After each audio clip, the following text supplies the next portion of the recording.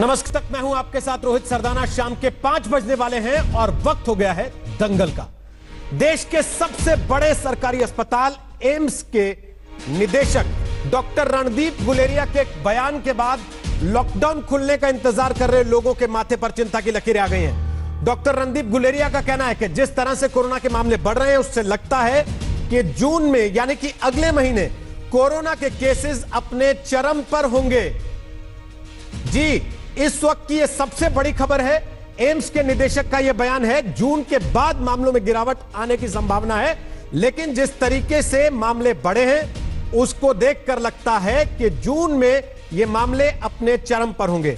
अभी जबकि देश में मामले 50,000 के पार हैं, तभी से यह सवाल पूछा जाने लगा है कि देश तैयारियों के लिहाज से खड़ा कहां है। बेशक देश में इस समय रोजाना 1.5 लाख से ज्यादा पीपीई किट बन रहे हैं, वेंटिलेटर्स की संख्या भी बढ़ा ली गई है, लेकिन यह भी सच है कि देश की राजधानी दिल्ली में 31 साल के एक जवान पुलिसकर्मी ने इसलिए कोरोना से दम तोड़ दिया कि उसे सही वक्त पर अस्पताल में भर्ती नहीं किया जा सका। एक के बाद एक अलग अलग शहरों से कोरोना के मरीजों के लिए बने क्वारंटीन सेंटर्स के मुंह चिढ़ाने वाले वीडियो सामने आ रहे हैं।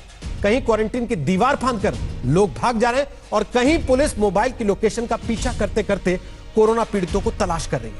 राज्य अगल बगल वाले राज्यों के लिए अपनी सीमाएं सील कर रहे हैं। नौकरी की तलाश में घर बार छोड़कर आने वाले मजदूर हजारों की संख्या में पैदल सड़कों पर चले जा रहे हैं। नौकरी से ना निकाले जाने के सरकार के भरोसे के बावजूद एक के बाद एक नौकरियां जा रही हैं। तो जून में क्या होगा? सरकार के पास लोगों को देने के लिए वायदों के अलावा क्या है? पेट्रोल डीजल में कोरोना का टैक्स तो लग चुका है, गरीब आदमी की जेब तक यह राहत कब पहुंचेगी? दंगल में आज बात इन्हीं पहलुओं पर होगी। देखो, ये समझना ज़रूरी है कि कोरोना के केसेस तो काफ़ी देर तक आएंगे। ये ऐसा नहीं है कि एकदम बीमारी ख़त्म हो जाएगी। We will have to live with corona. जैसे जैसे हम ट्रेंड देख रहे हैं और जो मॉडलिंग डेटा आ रहा है उसके हिसाब से ये लग रहा है कि जो हमने लॉकडाउन किया है उससे जो रैपिड स्पाइक था वो नहीं हुआ है।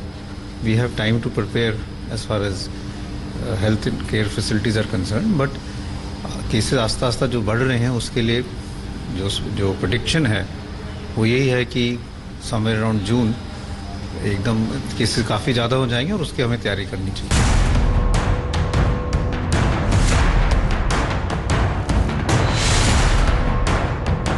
तो भारत में कोरोना की पिक्चर अभी बाकी है। कोरोना का संक्रमण अभी और फैलेगा। लॉकडाउन की तपस्या ने असर तो दिखाया है, लेकिन अभी लड़ाई बीच रास्ते है।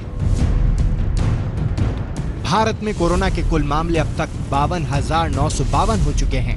इनमें 15,267 लोग ठीक हुए हैं और कुल मौत 1,783 है।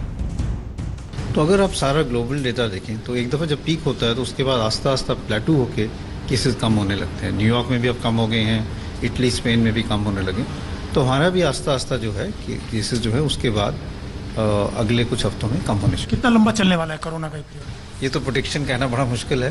ये तो आगे ही जैसे जैसे केसेस का हमें आइडिया होगा और कैसे कैसे कम होंगे तो हम कह पाएंगे। कोरोना से बचाव के लिए भारत अभी थोड़ी छूट वाले लॉकडाउन के चरण में है, लेकिन पूछा जाने लगा है कि 17 मई के बाद क्या? 4 मई को भारत में 42,836 कोरोना केस थे। 5 मई को कोरोना मामले बढ़कर 46,711 हो गए। 6 मई को 49,391 कोरोना संक्रमित मरीजों का आंकड़ा रहा, तो 7 मई को 52,952 मामले हैं। कोरोना की रफ्तार इतनी तेज है तो क्या भारत आर्थिक गतिविधियों को खोलने की स्थिति में होगा? इसीलिए कांग्रेस जैसे विपक्षी दल सरकार से आगे का प्लान पूछने लगे हैं कि 17 मई के बाद क्या होगा। पोस्ट लॉकडाउन हम दोबारा कौन से कदम लेकर आगे बढ़ेंगे ताकि हम स्वस्थ भी रहें, सुरक्षित भी रहें, लेकिन अर्थव्यवस्था दोबारा जीवित हो। जब तक लोग काम पर नहीं जाएंगे तब तक हम समझते हैं कि दोबारा इकोनॉमी को पटरी पर लाने में बहुत समय लगेगा। अप्रैल के आखिरी दिनों में लग रहा था कि कोरोना पर भारत जल्द नियंत्रण की स्थिति में होगा, लेकिन फिर हालात बिगड़ रहे हैं। अभी जो स्पट आ रहा है केसेस का, हमारा जो डबलिंग टाइम है वो 11-12 से अब 11 की तरफ आ रहा है, लेकिन अगर न्यू केसेस का डबलिंग टाइम लूं तो वो 7 दिन का आ रहा है और ये जो केसेस हैं ये 6 दिन पुराने हैं। तो अभी जो नंबर ऑफ केसेस बढ़ रहे हैं ये लॉकडाउन खुलने के बाद में, रियायत के बाद में नहीं आ रहे। उसके केसेस तो 5 दिन के बाद आएंगे। सो मेरे को डेफिनेटली कंसर्न है इस वक्त में जो स्पॉट आया है, इसका मतलब है कि लॉकडाउन के आखिरी में लोगों ने चीटिंग करी है। कोरोना पर भारत की लड़ाई लंबी लग रही है, तो क्या भारत को अब इसके साथ जीना सीखना होगा? दिल्ली से अशोक सिंघल और प्रशस्ति के साथ आज तक ब्यूरो। आपको बता दें कि दंगल में आज हमारे साथ राजीव प्रताप रूडी हैं, वो बीजेपी का पक्ष रखेंगे। हमारे साथ सोमनाथ सिंह रॉय हैं, वो टीएमसी के समर्थक हैं, राजनीतिक विश्लेषक हैं। हमारे साथ अरविंद वाजपेयी हैं, वो एलजेपी के प्रवक्ता हैं। हमारे साथ सुप्रिया श्रीनाथ होंगी, वो कांग्रेस पार्टी की प्रवक्ता हैं। हमारे साथ डॉक्टर रवि मलिक हैं, वो सीएमडी हैं रेडिक्स अस्पताल के दिल्ली से। और हमारे साथ आशुतोष हैं, राजनीतिक विश्लेषक हैं, सत्यहिंदी.com से जुड़े हैं, पहले राजनीतिक पार्टी में, आम आदमी पार्टी में भी कुछ समय के लिए रह चुके हैं। आप सबका दंगल में स्वागत है। सबसे पहले मेरा सवाल राजीव प्रताप रूडी आपसे है, क्योंकि पूरे देश की निगाहें अब नरेंद्र मोदी पर हैं, प्रधानमंत्री पर हैं, देश की सरकार पर हैं। तब जबकि हम ये उम्मीद लगा रहे थे स्वास्थ्य मंत्रालय से जुड़े विभागों की रिपोर्ट्स के बाद कि 16 मई के बाद से यह कर्व फ्लैट होने की दिशा में बढ़ने लगेगा। इस समय जब हम बात कर रहे हैं 50,000 से ऊपर मामले बढ़ चुके हैं और एम्स के निदेशक ये कह रहे हैं कि अभी तो और ऊपर जाएगा, जून में यह अपने चरम तक जाएगा। क्या तैयारी है सर? मैं सिर्फ इसमें यह बात कहना चाहूंगी, डॉक्टर गुलेरिया बहुत जाने माने विशेषज्ञ हैं और मैं उनकी बहुत कदर करता हूं, और जब भी वो कोई विषय रखते हैं तो बहुत जिम्मेवारी के साथ रखते हैं। लेकिन एक बात मैं आपके संज्ञान में ये लाना चाहूंगा कि यदि पूरे भारत का नक्शा उठा के देखें तो सबसे ज़्यादा केसेस कहाँ हैं जो महामारी का रूप है, वो महाराष्ट्र में है जहाँ 650 डेथ हुआ है, गुजरात में है जहाँ 396 और दिल्ली में 85। उसी प्रकार से मध्य प्रदेश में 185, 60 और पश्चिम बंगाल में 144। उसके बाद पूरे भारतवर्ष में आप उदाहरण ले लीजिए उत्तर प्रदेश, जो 20 करोड़ की आबादी का प्रदेश है, और अगर वो अपने आप में देश होता तो दुनिया का 6ठा सबसे बड़ा देश होता। वहाँ मात्र मरने वालों की संख्या आज लगभग 60 है। तो अगर आप पूरे भारत के मानचित्र को उठा करके देखें तो जो अनुपात है वो शहरों में है और कुछ विशेष स्थानों पर है।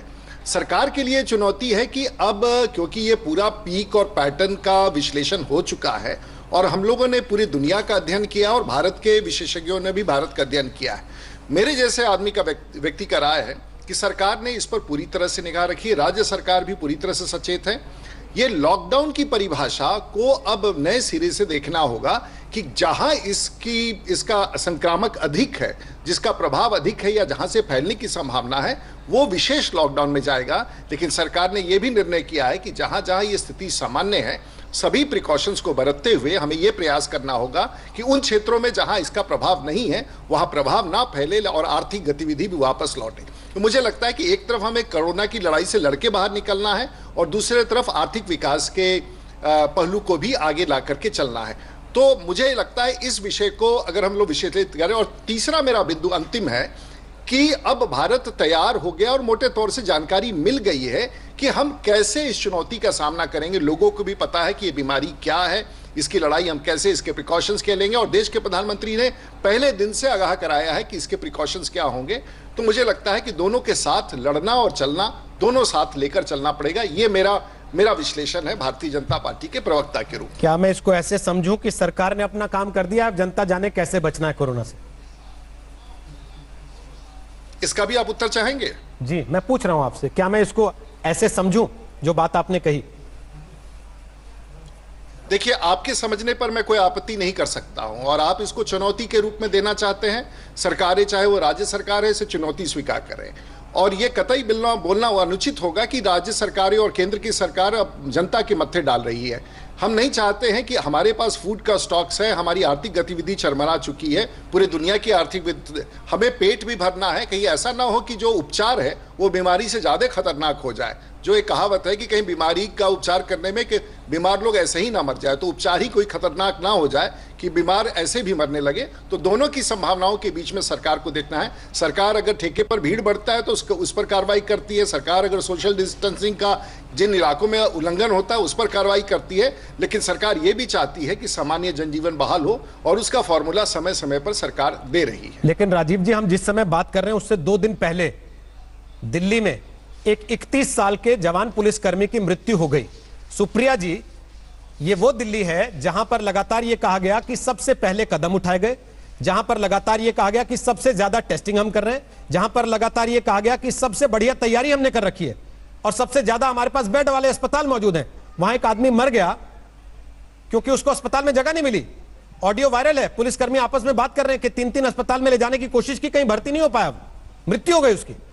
सुप्रिया जी दिख नहीं रहे, शायद संपर्क कट गया उनसे। आशुतोष, अगर यह परिस्थिति है तो फिर उस तैयारी का क्या करें जब आदमी भर्ती नहीं हो पा रहा अस्पताल में? उस तैयारी का क्या करें जब आदमी को सही समय पर इलाज मिल नहीं पा रहा? देखिए रोहित जी, मैं तो पहले दिन से इस बात को कह रहा हूं कि लॉकडाउन में जो छूट देने की बात की जा रही है, ये मेरे लिहाज से ठीक नहीं है। और आज से नहीं, जब पहली बार लॉकडाउन खत्म होकर दूसरी बार शुरू हुआ था उस वक्त भी मैंने ये बात की, तो आज भी मैं इस बात पर अड़िग हूं। मेरा अपना मानना यह कि 2 महीने का बहुत जबरदस्त लॉकडाउन होना चाहिए था, और इस दौरान अपना जो हेल्थ का इंफ्रास्ट्रक्चर है और जो सारी सुविधाएं हैं उनको हमको दुरुस्त कर लेना चाहिए था। ये बात रूडी जी की बिल्कुल सही है कि आप लॉकडाउन को अनंत काल तक नहीं रख सकते हैं, आपको अर्थव्यवस्था पर ध्यान देना पड़ेगा। लेकिन जो ये 2 महीने का वक्त होता है, इस 2 महीने में 3 चीजों पर ध्यान देना चाहिए था। पहली बात, आपको अपना हेल्थ इंफ्रास्ट्रक्चर बेहतर करना चाहिए था।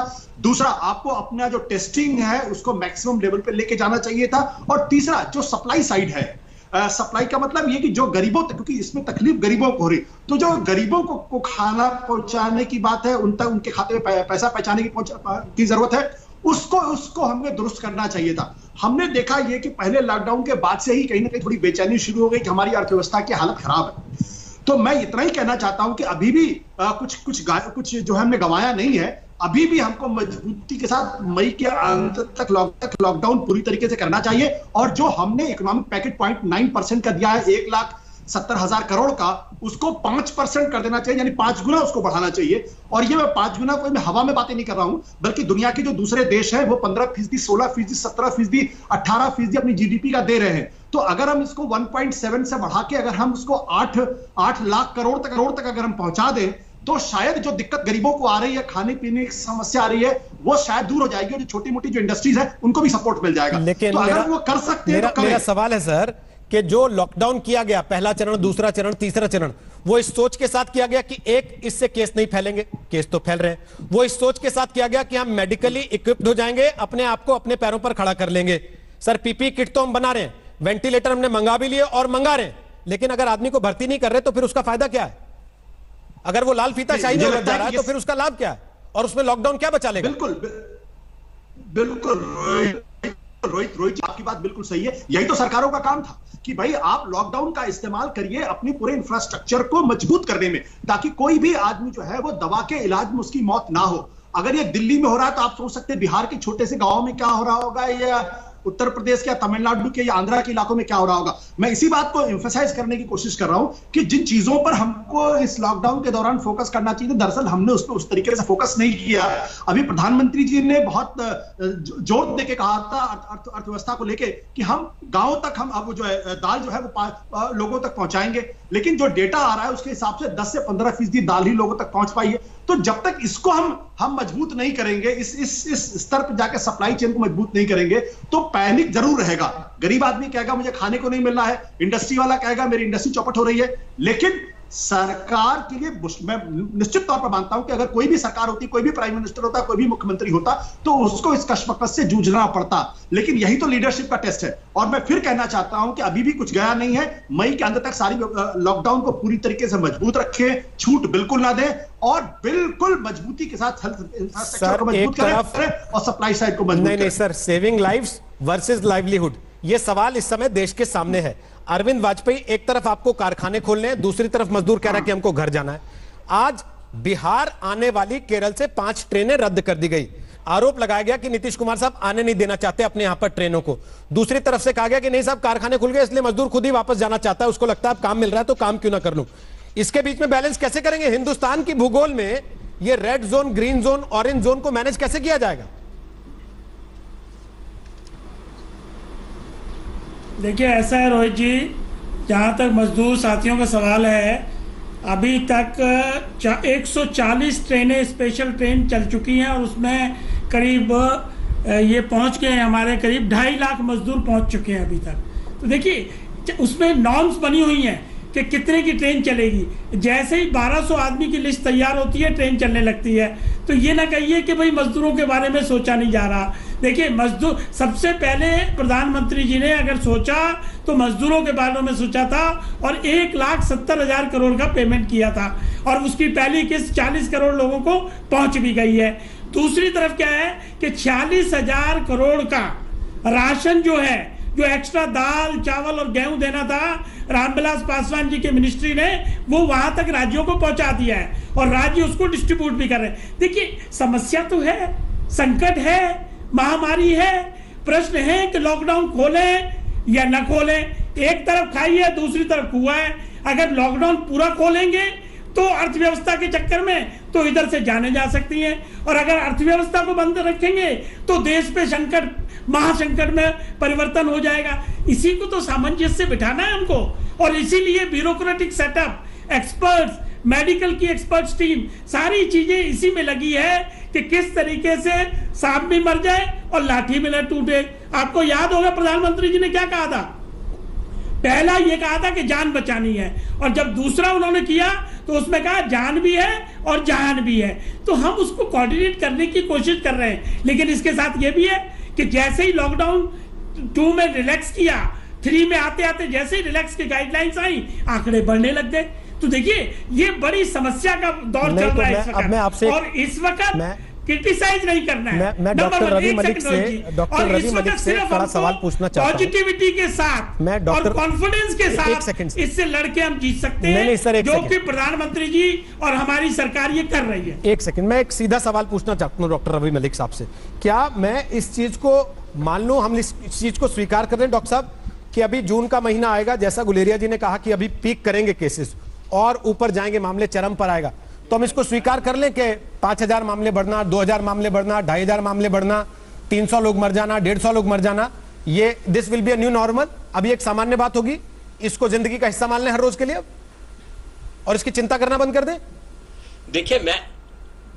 देखिए मैं इसमें आपको यह बताना चाहूंगा कि कोविड के बारे में भविष्यवाणी करनी बहुत बहुत मुश्किल है। ये एक ever changing ever lasting type की सिचुएशन है, जो बड़ी डायनेमिक सिचुएशन है। ये किस तरह से जाएगी इसको प्रिडिक्ट करना बड़ा मुश्किल है। आप देखिए ट्रंप ने पहले प्रिडिक्ट किया था कि हमारे इधर घुस ही नहीं सकता, उसके बाद में ट्रंप ने प्रिडिक्ट किया था कि ये आगे इस तरह से नहीं चलेगा, लेकिन इसने सारी प्रिडिक्शंस को खत्म करते हुए कोरोना वायरस जो है आगे चल रहा है। बहुत सारी स्टडीज आई हैं जो अभी भी कहती हैं कि गर्मियों के आने के साथ में कोविड का प्रकोप ट्रॉपिकल या सब ट्रॉपिकल कंट्रीज में कम होगा। आज भी वो स्टडीज हैं जो कि बड़ी गहन अध्ययन करके उन्होंने कहा है। तो देखिए किसी भी चीज का कहना बड़ा मुश्किल है। मैं आपको छोटा सा एग्जांपल सार्स का दूंगा। 2003 में सार्स का विश्व ही खत्म हो जाएगा, लेकिन 2003 के बाद में एक भी केस सार्स का नहीं हुआ। आप गुलेरिया जी से डिफर करते हैं, टू प्रेडिक्ट। आपको नहीं लगता कि जून में क्योंकि गर्मी होगी इसलिए केसेस बढ़ सकते हैं? गर्मी भी हो रही है और किस तरह से वायरस क्या टर्न लेता है, लेकिन हां एक चीज बड़ी जरूर है, वो ये है कि हम लोगों को प्रिकॉशंस में कहीं कमी नहीं रखनी चाहिए। हॉटस्पॉट एरियाज के अंदर बहुत ज्यादा कंटेनमेंट होनी चाहिए और हम लोगों को एक ओपन लॉकडाउन का जो है कंसेप्ट लाना चाहिए। ठीक है, लॉकडाउन खत्म हो गया, हम बाहर जा रहे हैं, लेकिन उसको ओपन लॉकडाउन में समझिए। आप समझिए आपके आसपास जो है 1 मीटर तक कोई व्यक्ति नहीं एंटर करेगा, आप बाहर कम से कम निकलेंगे जितने की भी जरूरत है। तो एक ओपन लॉकडाउन का कंसेप्ट लेते हुए हमें पूरी प्रिकॉशंस लेके चलना है। दूसरी चीज बता दूं, जो इस वक्त आंकड़े बढ़ रहे हैं ये अभी के नहीं बढ़ रहे, ये पिछले 2 हफ्ते के बता रहे हैं आपको, क्योंकि इस बीमारी का इंक्यूबेशन पीरियड ही 2 दिन से 2 हफ्ते तक है।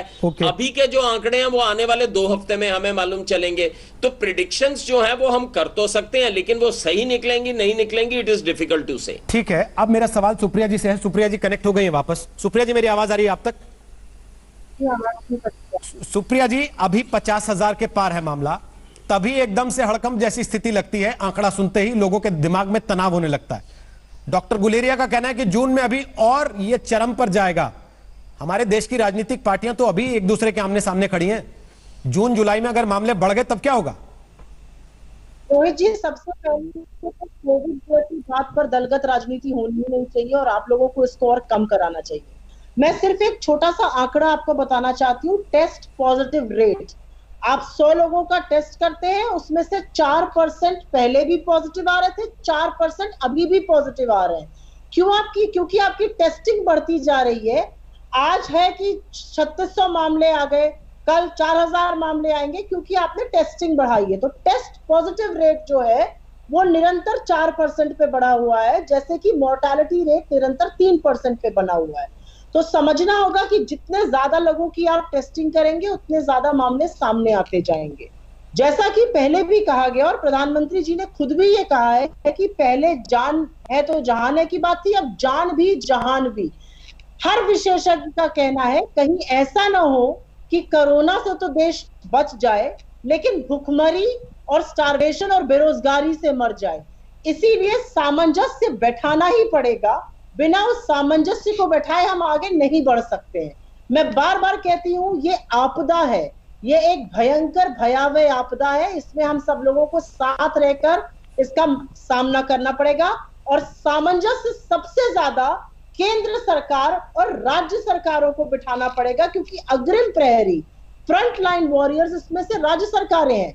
डायनामिक सिचुएशन उनको हैंडल करनी है, डिस्ट्रिक्ट कलेक्टर्स को हैंडल करनी है, वो डिसाइड करेंगे कौन सा रेड ग्रीन ऑरेंज जोन है, सेंटर डिसाइड नहीं कर सकता। हमें अपनी अप्रोच में थोड़ा सा बदलाव आगे जाके लाना पड़ेगा। रणदीप गुलेरिया ने जो बात कही है वो सही कही है कि मामले बढ़ेंगे क्योंकि हमारी टेस्टिंग बढ़ेगी और टेस्टिंग पॉजिटिव रेट, लेकिन ये अच्छी बात है हिंदुस्तान के लिए, अभी भी 4% पे बढ़ा हुआ है।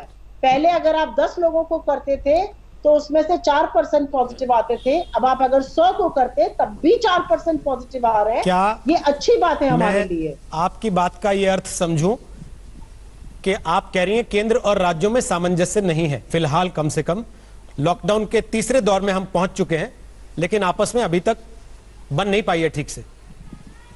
ये सिर्फ मैं नहीं कह रही हूँ, ये तो बहुत लोगों ने कहा है, मुख्यमंत्रियों ने खुल के कहा है, भाजपा के मुख्यमंत्रियों ने चिट्ठी लिख के पैसे की दिक्कत की बात कही है, कांग्रेस शासित प्रदेशों ने बात कही है। देखिए, वीडियो कॉन्फ्रेंस करना अच्छी पहल थी प्रधानमंत्री जी की, लेकिन जो बातें राज्य सरकार इसमें बोल रही है, उनके पास फंड्स नहीं है। पीपीई उनको खरीदना है, वेंटिलेटर उनको खरीदना है, टेस्टिंग किट्स उनको खरीदनी है, जो आश्रित लोग हैं अनाज उनको पहुंचाना है। तो राज्य सरकारों को आपको संसाधन देना पड़ेगा, एक विकेंद्रित अप्रोच, एक डिसेंट्रलाइज्ड अप्रोच, क्षमता उनको ज्यादा सक्षम बनाना पड़ेगा, ज्यादा क्षमता देनी पड़ेगी, ज्यादा मजबूत बनाना पड़ेगा। अभी भी बहुत सेंट्रलाइज्ड अप्रोच से हम चल रहे हैं। पान वाले की और दुकानदार की कौन सी दुकान खुलेगी, इसका निर्णय हम और आप नई दिल्ली में बैठ के नहीं कर सकते, एक छोटी सी टीम नहीं तय कर सकती है, ये महाराजगंज का डीएम तय कर पाएगा, इवन राज्य के स्तर पर। तो विकेंद्रित करना बहुत जरूरी है, ठीक, विकेंद्रित किए बिना इसको कोशिश कर पाना मुश्किल होगा। राजीव प्रताप रूडी बोलिए, अब उसके बाद सोमनाथ जी आपके पास आऊंगा। बोलिए राजीव जी। हाँ, मैं ये बड़ा अच्छा संयोग है कि आज दो पत्रकार जो राजनीति से और राजनीतिक विश्लेषण कर रहे हैं, इसे सुनने में बड़ा आनंद आता है। एक तो हमें खेद है कि 33 वर्षीय राणा जिसकी मृत्यु हुई उसे एक पहले दीपचंद हॉस्पिटल में ले जाया गया, फिर आरएमएल में ही वॉज ब्रॉट डेड, तो बड़ा चिंता का विषय है। मैं एक बात रखना चाहूँगा कि हमारे आशुतोष जी ने ये विषय रखा कि खाने की सामग्री लोगों तक नहीं पहुँच रही है।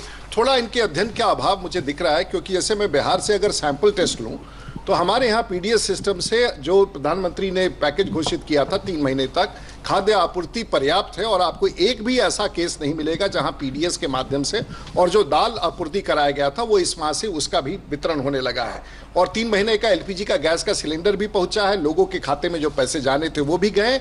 ये आप सवाल जरूर उठा सकते हैं कि ये पर्याप्त है कि नहीं, ये कभी पर्याप्त नहीं होगा, सरकार अपनी तरफ से प्रयास करती है।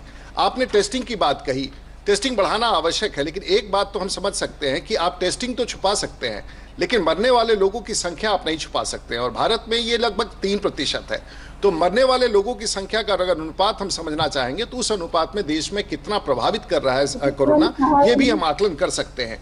तो मोटे तौर से ये, और एक बात जो इन्होंने कहा कि ये इसमें बहुत दम है कि राज्य सरकारों ने भी सहमति दी थी कि केंद्र सरकार के साथ हम बंदी करेंगे, कोई केंद्र का अकेला निर्णय नहीं था। और जब इसे लॉकडाउन को विस्तार किया गया तो राज्य सरकार की सहमति थी, और अभी भी कई राज्य सरकार ने 17 के आगे ले जाने का निर्णय किया है। तो ये कहना कि केंद्र सरकार ही हर दायित्व के लिए जिम्मेवार है, केंद्र सरकार आस्ते आस्ते, देखिए उन्होंने जो बात कही आप उसको दूसरा रंग दे रहे हैं राजीव जी। उन्होंने लॉकडाउन में आपसे सहमति नहीं थी ऐसा नहीं कहा, उन्होंने कहा कि लॉकडाउन में सहमति थी, लेकिन उसके अलावा भी तो चीजों में सहमति करनी चाहिए ना आपस में। पैसा जिन राज्यों को चाहिए उनको पैसा नहीं मिल रहा, तो जीएसटी का पैसा रिलीज नहीं हुआ, इसके लिए लोग रोज सवाल उठा रहे हैं। साथ में साथ ये भी कहा जा रहा है, उन्होंने जो बड़ा उदाहरण दिया कि एक छोटा सा शहर कस्बा महाराजगंज का, वहां का फैसला दिल्ली की टीम कैसे करेगी, वहां के डीएम को फैसला लेने। मैं इस बात पर पहुंचता हूं जी। हाँ नहीं, ये बात आपने बिल्कुल सही कहा और आप लोग शायद आप स्मरण करेंगे, मैडम महाराजगंज से चुनाव भी लड़ चुकी हैं पत्रकार होने के पश्चात, तो इनको महाराजगंज के डीएम का संवाद है। हम लोग प्रत्येक दिन अपने डिस्ट्रिक्ट मजिस्ट्रेट से संवाद में हैं।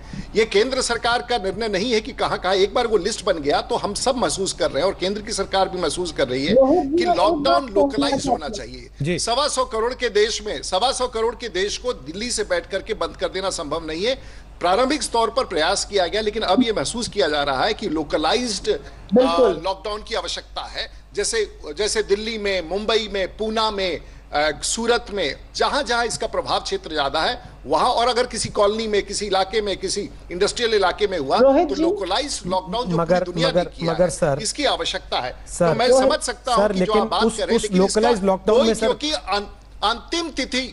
अंतिम तिथि कोई तय नहीं कर सकता है कि कोरोना कब समाप्त। सर हम आपसे तारीख मांग भी नहीं रहे, निर्णय बहुत आपसे तारीख मांग भी नहीं रहे। जिस चीज की मांगते थे सर उसकी तो देते नहीं थे आप, इसलिए इस पे नहीं जाते कि हम तारीख मांग रहे हैं। सर सवाल ये है, सर सवाल मेरा ये है, देखिए इसको दूसरे मांगते तो आप सवाल आपका बड़ा अटपटा होता है। नहीं सर, हमने कब कहा कि मैं तारीख दे रहा हूं? मैं तो आपसे पूछ रहा हूं। आपने कहा कि तारीख दे नहीं सकते, इसीलिए मैंने कहा कि सर मैं तारीख मांग भी नहीं रहा हूं।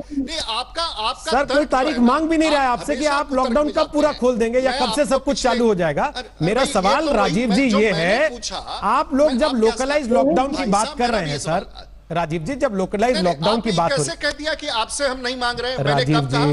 मैंने कब कहा कि मैं लॉकडाउन कहती थी? मैं तो खुद ही पूछ रहा हूं। अभी कहा मैंने देखा है कि कोई तारीख ऐलान नहीं हो सकती है। देते हैं सर आप प्लीज, ये तो अपना अपना चॉइस है ना सर, देखने वाले को तय करने देते हैं कि कौन तर्क कर रहा है, कौन कुतर्क कर रहा है। राजीव जी फिर आशुतोष जी आपसे कह देंगे आप एरोगेंट हो रहे हैं, तो आप कहेंगे कि नहीं मैं एरोगेंट नहीं होता हूं। प्लीज सर निजी आक्षेपों पे नहीं जाते हैं, निजी आक्षेपों पे नहीं जाते हैं सर। उसके लिए सर हमारे पास पर्याप्त समय होगा। राजीव जी मैं आपको फोन कर लूंगा, आप जितना निजी आक्षेप लगाना चाहें लगा दें।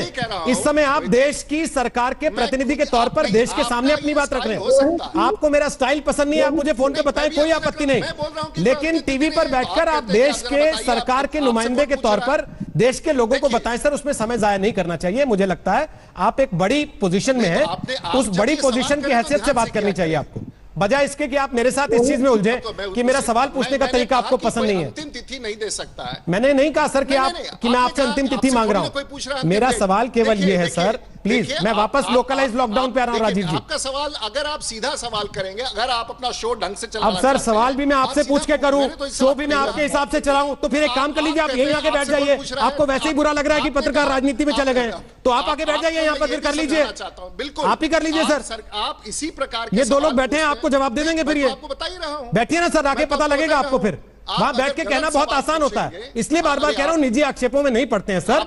मैं आपका सम्मान करता हूं और सम्मान रखते हुए आपसे कह रहा हूं कि वापस मुद्दे पर आते हैं जहां लोकलाइज लॉकडाउन का सवाल उठा। राजीव जी आपसे कौन डेट पूछ रहा है? राजीव जी आपसे कौन डेट पूछ रहा है? राजीव जी सवाल पूछने का तरीका आप बात समझ ही नहीं रहे। आपसे कौन डेट पूछ रहा है? आप बात समझ ही नहीं रहे, फिर आप कहते हैं कि कुतर्क कोई और कर रहा है। मैं आपके दूसरे इंटरव्यू में आपके व्यवहार के बारे में सर नोटिस लाना, ये आप सवाल पूछे, मैं सवाल का उत्तर दूंगा। सर प्लीज, आप ऐसे पूछते हैं जैसे हम लोग। आप ठीक है, आगे बढ़िए प्लीज प्लीज। धन्यवाद, आगे बढ़िए। धन्यवाद आपका। सुप्रिया जी, जहां मसला लोकलाइज लॉकडाउन का आ जाता है, वहां गाजियाबाद चिट्ठी लिख देता है दिल्ली जाने वाले डॉक्टर्स को कि आप घर मत आइए, आप दिल्ली में ही रहिए। वहां राज्य अपनी अपनी सीमाएं बंद कर लेते हैं। हरियाणा दिल्ली को कहता है कि नहीं भाई, यहां से आने जाने वालों को नहीं आने जाने देंगे, सब्जी नहीं जाएगी। दिल्ली हरियाणा की सरकार में आपस में बनती नहीं, दिल्ली यूपी की सरकार एक दूसरे के लिए सीमाएं सील कर लेती है। उस लोकलाइज लॉकडाउन में जीवनचर्या को सामान्य कैसे कर लेंगे और इकोनॉमी को पटरी पर कैसे लाएंगे, इसकी चिंता भी तो कोई करेगा कि नहीं? बिल्कुल, जिस चीज को आपने इस समय उठाया है वही मुद्दा है। मुद्दा यह है कि राज्यों ने अपनी सीमाएं बंद करी हुई है। आज केंद्र सरकार कहती है कुछ एरियाज में हमने इंडस्ट्रियल एक्टिविटी अलाउ कर दी है। अगर इंटर स्टेट सप्लाई चेन ही बंद है तो कहीं से रॉ मटेरियल आके कहीं पर पूरा सामान बन के आगे कहां जाएगा? इन्वेंट्री बिल्डअप कैसे होगा? सब्जियां उगकर सड़ जाएंगी। ये जो मैनेजमेंट है, सप्लाई चेन का जो आपूर्ति श्रृंखला का जो मैनेजमेंट है, ये सिर्फ और सिर्फ केंद्र सरकार का जिम्मा होना चाहिए। राज्य सरकारों को विकेंद्रित करके बाकी काम देने चाहिए जो केंद्र सरकार करने की कोशिश कर रही है। और ये जो बड़ी चीजें, हवाई जहाज चलाना, रेलवे लाइन चलाना, सप्लाई चेन मैनेजमेंट देखना, ये केंद्र सरकार का निर्णय होना चाहिए। मैं एक छोटी सी बात आपसे जरूर कहना चाहूंगी। मैं मानती हूं कि पीडीएस सिस्टम को दुरुस्त करने की कोशिश करी जा रही है, उसके तहत अनाज दिया जा रहा है, लेकिन मेरे पास सुबह से रात तक सिर्फ इसी मामले में फोन आते हैं मेरे क्षेत्र से, क्योंकि बहुत लोग 11 करोड़ लोग आज पीडीएस सिस्टम से बाहर है किसी ना किसी कारणवश। आज जरूरत है 77 मिलियन टन आपके पास अनाज पड़ा है, आप राशन कार्ड इशू करिए टेम्पररी और लोग, हमारे गोडाउन भरे पड़े हैं राशन से। वो कौन सा रेनी डे है, वो कौन सा बरसाती जिसका हम आज इंतजार कर रहे हैं। हमारे पास ईश्वर की देन है कि बहुत अनाज है, लोगों को भूखे ना रहने दीजिए, बहुत अनाज दीजिए लोगों को, आशीर्वाद मिलेगा आपको, गरीब की आम मत लीजिए, मैं सिर्फ इतना कहूंगी। ठीक ठीक ठीक, अभी तक कमेंट ले नहीं पाया सोमनाथ जी आपसे। सोमनाथ जी से कमेंट लेके आशुतोष आपके पास आ रहा हूं। सोमनाथ जी, राज्यों की सरकारें केंद्र से ये उम्मीद कर रही हैं कि केंद्र दिल खोल दे, दरवाजे खोल दे, खजाना खोल दे, और राज्यों की सरकारें बदले में ईमानदारी तक बरतने को तैयार ना हो तो कैसे चलेगा? फिर दो तरफा होना चाहिए ना। नहीं है रोहित जी, पहली बात डर लग रहा है रोहित जी। डॉक्टर गुलेरिया का बात सुनने के बाद आपको यहाँ पर जो डिस्कशन हो रहा है ये सुनने के बाद थोड़ा सा डर लग रहा है। रूडी जी का एटीट्यूड वो डर और ज्यादा भरा दिया। क्यों? उसका पास आंसर नहीं है, इसीलिए वो अभी गुस्सा कर रहा है टीवी में बैठे बैठे, ये मालूम ही पड़ जा रहा है सबको। मेरा जो क्वेश्चन था वो क्वेश्चन आपने पूछ लिया ऑलरेडी। मेरा सिर्फ दो ही क्वेश्चन है अभी। आप बताइए, जो देश में पाकिस्तान और बांग्लादेश बॉर्डर से हर टाइम आदमी घुस जाते हैं, वही देश एक स्टेट में अलग अलग डिस्ट्रिक्ट हम लोग कैसे मेंटेन करेंगे? Green zone, orange zone, red zone कैसे मेंटेन होगा, ये मेरा दिमाग में नहीं घुसता है। दूसरा बात, मैं नहीं मानता हूँ ये मोदी जी नहीं ट्राई कर रहा है भारत से कोरोना दूर करने के लिए। मैं नहीं मानता हूँ महाराष्ट्र, गुजरात, दिल्ली जैसे ट्राई कर रहा है, उधर का चीफ मिनिस्टर भी। फिर ये चीफ मिनिस्टर के लिए सफिशिएंट फंड चाहिए। अभी तक मोदी जी जो पैकेज मिलना चाहिए लड़ने के लिए स्टेट को, ये पैकेज अभी भी डिक्लेयर नहीं किया, पैसा नहीं दिया। कैसे लड़ेंगे आप? आपके पास कुछ है ही नहीं। सिर्फ ये नहीं, लॉकडाउन ये एक वैक्सीन नहीं है, ये खत्म करने का, कोरोना को खत्म करने का लॉकडाउन एक सिर्फ मेरा हिसाब से हम लोग का क्या है, अभी तो मैंने देखिए मेरे पास कुछ वैक्सीन नहीं है, अभी आप लोग समझिए घर पे रहिए, नहीं तो कोरोना हो जाएगा। स्टेट का कोई मतलब नहीं है इसके साथ। पूरा जिम्मेदारी हमारा ऊपर। गवर्नमेंट का गया, गवर्नमेंट लॉकडाउन डिक्लेयर कर दिया, और लॉकडाउन डिक्लेयर करने के बाद भी फिर डर कहाँ लग रहा है? देखिए, जब सरफ का दुकान खुलने का घोषित किया, वहां पर कहाँ है ये social maintain distance 5 feet 6 feet का? कहाँ है? सरफ का दुकान खुल दिया, ठेका खुल दिया। रूडी जी, आपको भी मालूम है क्या हो रहा है यहाँ पर? सब्जी मंडी में क्या हो रहा है? कौन सा तो बंगाल में जो हो रहा है उसकी जिम्मेदारी भी नरेंद्र मोदी लेंगे। वैसे तो आप हर जगह अपनी पुलिस लगा देते हैं। किसी को रोकना हो सांसद को उसके इलाके में जाने से, सेंटर की टीम को रोकना हो तो आपकी पुलिस सबसे आगे खड़ी होती है। वहां सोशल डिस्टेंसिंग मेंटेन कराने के लिए आपकी पुलिस के पास हिम्मत नहीं पड़ती। नहीं, कौन बोला है जी? कौन बोला है आपको? आप देखिए, बंगाल में 10 करोड़ आदमी है, रहने वाले 10 करोड़ आबादी है यहाँ पर, लेकिन यहाँ पर जो अफेक्टेड है वो 1400 से ज्यादा नहीं है। यहाँ से प्रूव होता है यहाँ पर ज्यादा मेंटेन हो रहा है। 10 करोड़ में 1400 ये लोग मेंटेन करने का कोशिश कर रहे हैं यहाँ आम आदमी। अब कैसे कहे कि यहाँ पर रहने वाले बंगाली और बंगाल में रहने वाले आम आदमी को दोषी नहीं सब कर सकते रोहित जी। मेरा हिसाब से जो प्रॉब्लम है हम लोग ये प्रॉब्लम से भाग रहा हूँ। प्लीज नरेंद्र मोदी जी को, रूडी जी यहाँ पर बैठे हैं, नरेंद्र मोदी को बोलिए पैकेज देने के लिए। वाजपेयी जी वो नरेंद्र मोदी जी आपको भी देख रहे होंगे सर, और वो डायरेक्ट बात उन तक पहुंच रही होगी। और ममता जी से कहिए ना, चीफ मिनिस्टर्स की जब वीडियो कॉन्फ्रेंसिंग होती है उसमें जाकर कहा करें, वहां क्यों नहीं जाके कहती वो बात? कहने का मौका नहीं, लास्ट में रोहित, लास्ट जो मीटिंग हुआ था वहां पे उनको बोलने का मौका भी नहीं मिला। वो बात नहीं है, वाजपेयी जी बोल रहा था उसका बाद में ये परिधि जो श्रमिक है इसके लिए मोदी जी सबसे पहले डिसीजन ठीक है। ओके आशुतोष, विदेश में रहने वाले वो आदमी को। ओके सर, आशुतोष जो सवाल इन्होंने उठाया और इसके पहले जो बात है बीजेपी और कांग्रेस दोनों के नेताओं ने कही, बोलिए।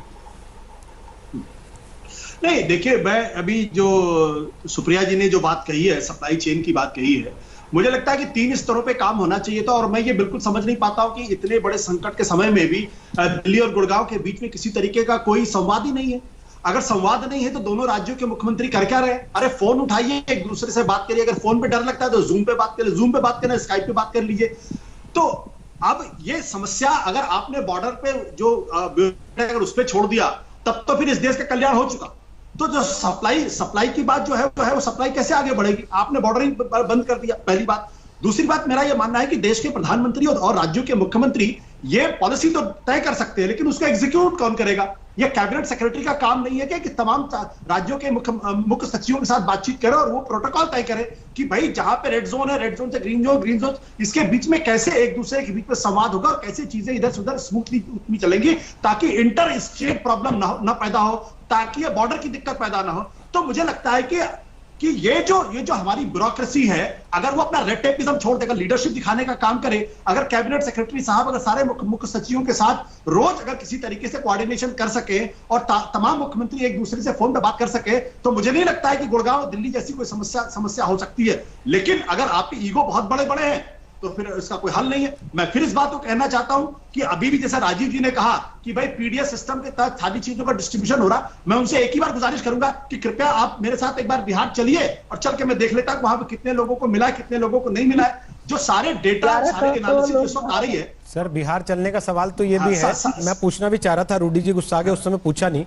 रूडी जी बिहार से आप आते हैं, वहां से रिपोर्ट आपके पास आती होगी, बिना सरकार हुए भी रिपोर्ट आती होगी कुछ लोगों से, आपके मित्रों से, आपके पहचानने वालों से, परिचितों से, गांव देहात के लोगों से। वहां का डेटा वैसा ही है जैसा हम देख रहे हैं, या जैसे बंगाल पे आपको शक होता है बिहार पे भी शक करने का मन करता है?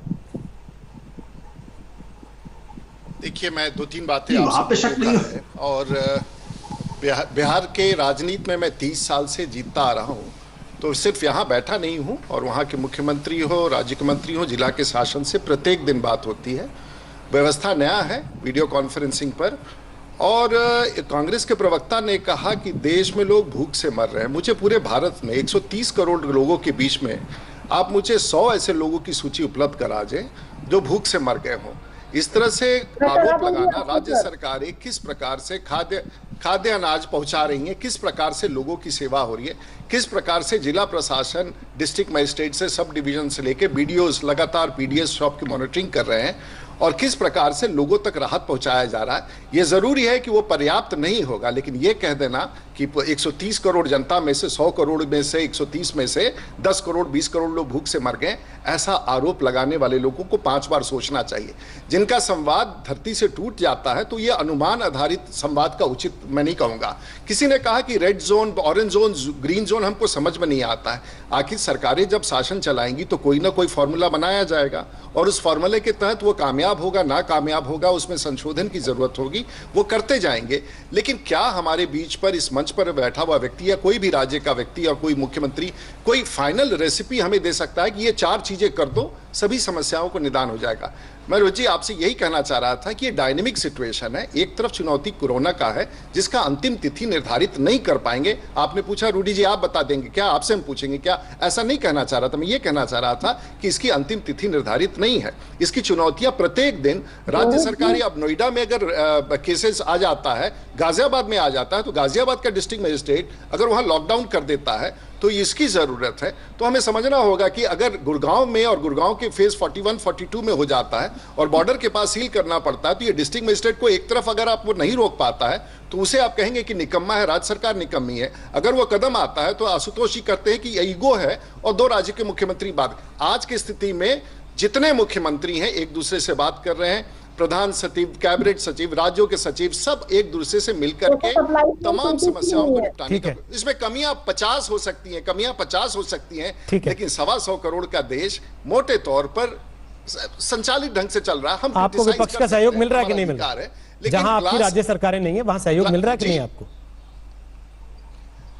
मुझे तो लगता है कि हर जगह, दिल्ली से लेके हर जगह कोरोना के मामले में सभी राज्य सरकारें मोटे तौर से, हो सकता है कि पश्चिम बंगाल में कुछ आपत्ति किया हो, लेकिन मोटे तौर से देश के लोग इस कोरोना के संवाद को जानते हैं।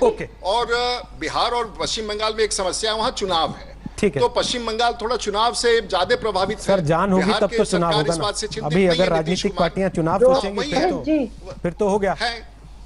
पश्चिम बंगाल में ये समस्या है। सुप्रिया जी, पश्चिम बंगाल में सुप्रिया जी बोलिए, लेकिन डॉक्टर साहब आपके पास आपका बात भी सही है। मैं रूडी जी को लंबे समय से जानती हूँ कि उनका जो वार हुआ कि पत्रकार हूँ या जो भी हूँ, उसके लिए मैं कुछ नहीं कहूंगी। मैं 2 चीजें पूछूंगी। बिहार में 542 केसेस रिपोर्टेड हैं। बिहार में उतने ही केसेस हैं जितनी कर्नाटक की एक डिस्ट्रिक्ट में है। ये सोचने वाली बात है। सबसे बड़ी, कोटा में जब बेचारे स्टूडेंट्स परेशान हो रहे थे, सिर्फ एक राज्य ने मना कर दिया जहां पर आपका गठबंधन है, वो था बिहार। आप लोगों को अंदर आने से मना कर दीजिए, केसेस कंट्रोल करके बैठे रहिए। ये कहाँ का न्याय है? ये रूडी जी इसका जवाब देंगे, वहां के रिप्रेजेंटेटिव है। मैं एक बात और पूछना चाहती हूँ, और ये मैं दलगत बात नहीं करना चाहती थी, लेकिन क्योंकि ये इंटरव्यू अभी हुआ है, हरदीप पुरी जो एविएशन मिनिस्टर है सरकार में, उन्होंने एक इंटरव्यू में कहा है कि मिड जनवरी में ही हमारी सरकार को पता चल गया था कि ये बहुत बड़ा पैंडेमिक है और WHO की जानकारी से हम सहमत थे। अगर ऐसा था तो आपने 2 महीने क्या तैयारी करी? अगर ऐसा था तो आपने माइग्रेंट लेबर को घर ले जाने के लिए क्या काम किया? और अगर ऐसा था तो आपने उस टाइम पर ट्रंप इवेंट क्यों किया? क्योंकि आप ही के कैबिनेट मिनिस्टर का कहना है कि हमें जानकारी थी, हम जानते थे ये बहुत बड़ा पैंडेमिक है, हम WHO से सहमति रखते थे। रूडी जी जवाब दीजिए, फिर डॉक्टर रवि मलिक आपके पास आ रहे हैं।